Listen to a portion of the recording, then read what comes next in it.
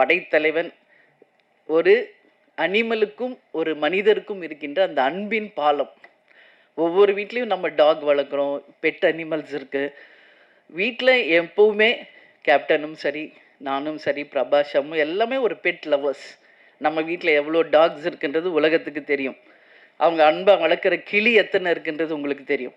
மீன் இருக்குது. அதே மாதிரி சண்முக பாண்டியனுக்கு ஒரு லக்கு, மதுரை ஃபஸ்ட்டு சகாப்தம் பண்ணார். அவங்க மாமா ப்ரொடியூசராக இருந்து வல்லர் அவர் சுதீஷ் எடுத்தது. அடுத்தது மதுரை வீரன்.